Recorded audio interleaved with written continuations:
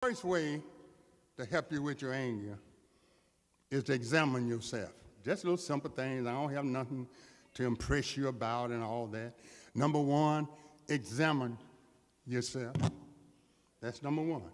The doctor recommends that most of us, if you've gone to a doctor, check your body at most times.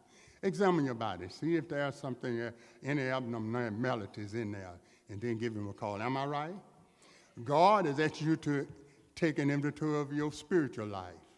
Examine. God wants us to examine ourselves to detect anything. If there's bitterness in your life, check it out and see. Sometimes we ignore it. We stick our head in the sand.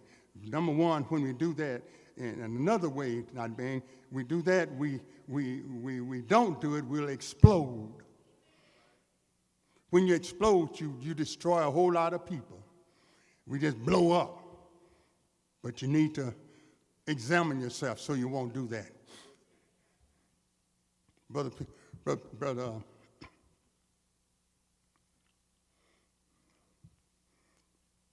Pugh, that's right, ain't it?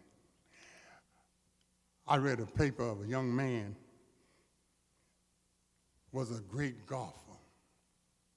He's well known.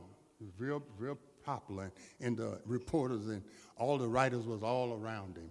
And there's a reporter couldn't get to him, Paul, but the golfer had his son by him.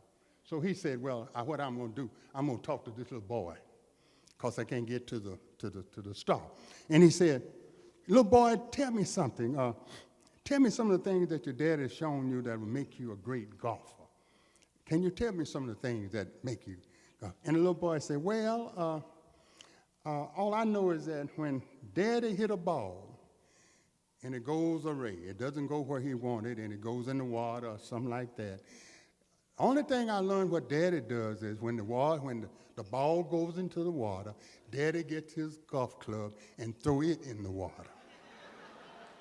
That's what Daddy taught me. You have to watch it. When you explode, you get sent out the wrong message. And there's another word that comes from explode. It's called implode. That's an inward thing. And when anger will call you to implode, you swallow all your anger and you get on, you just live with it, but it'll destroy your stomach. Am I right about it? I can eat green apples and green grapes and all of that stuff and sour stuff, but when it gets there, it may taste good, but when it gets to my stomach starts hollering. And if you let all that anger get in your stomach, you're going to have a bad stomach. You're going to have a way to release it. Am I making any sense? You got to release it. You got to release it. And you can't be a martyr when you're angry. Never happy.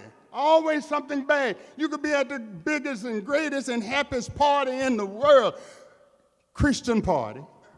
There's always somebody on the side looking mad because they're mad at something. And you wonder, why are they so mad at all this good old, we having fun.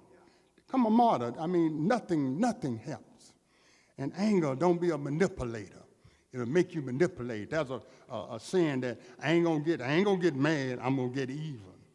Now, what's the difference in all of that? Am I right? Manipulating. Now, the first thing I say, examine yourself.